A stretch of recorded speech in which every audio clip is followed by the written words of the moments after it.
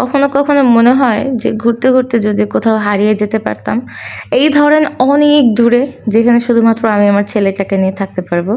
তো সেটা তো আর সম্ভব না, কিন্তু আজকে ঘুরতে ঘুরতে চলে এসেছিলাম একটা রুফটপ রেস্টুরেন্টে। এটা ছিল দ্য ইটালিয়া রুফটপ, আর এটা কিন্তু মিরপুরে আড়ংয়ের অপোজিটেই কিন্তু এই রুফটপ ক্যাফেটা, রেস্টুরেন্ট যেটা।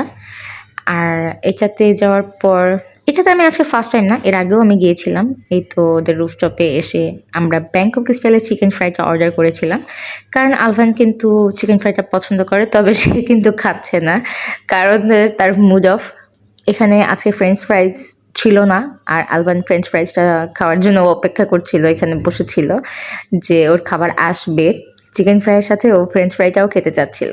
ওদের এখানে ব্যাংকক স্টাইলের এই চিকেন ফ্রাইটা আসলে আমার কাছে ভালো লাগে না, কারণ এটা মুখে দেওয়ার পর মনে হচ্ছিল একটু ময়দা ময়দা কেমন মুখে লাগছিল বারবার।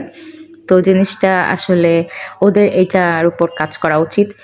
আর সত্যি কথা বলতে, আমি কখনো খাবার খাওয়ার পর আমি মিথ্যা বলতে পারি না, আমার মুখে যেমন লাগে আমি তেমনটাই বলি। এখানে 5 পিস চিকেন ফ্রাই ছিল, যেটা দাম ছিল হচ্ছে ভুলে গেছি। ও এখানে কিন্তু ওই ক্যাশ রিসিটে লেখা ছিল, চাইলে আপনারা দেখতে পারেন।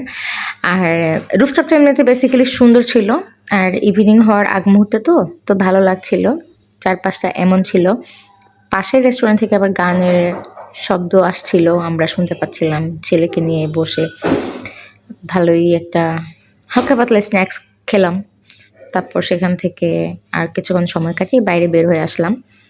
তবে বিশ্বাস করেন, সেই চিকেন ফ্রাইগুলো থেকে আমার এই 20 টাকার বা 25 টাকার প্লেটের এই ভেলপুরিগুলাই বেশি মজা লেগেছিল আজকে। এটা অনেক অনেক টেস্ট ভাই। আমারে আপনি যাই বলেন, আমি যত জায়গায় খাই মাঝে মধ্যে এই ভেলপুরির প্রেমে পড়ে যাই। ভেলপুরি দেখলে আমি এমনভাবে দাঁড়িয়ে যাই যে সেখান থেকে আমাকে বের করে আনা সম্ভব না, মানে আমি খাবই। তো খেলাম, আর আমি সেদিন কিন্তু কিছু শপিংও করেছিলাম। তো তারপর বাসায় চলে আসলাম ছেলেকে নিয়ে। বাইরে এত ঠান্ডা, ছেলে আমার কি সুন্দর একটা ক্যাপ পরেছিল, হলুম। Tata, bye bye.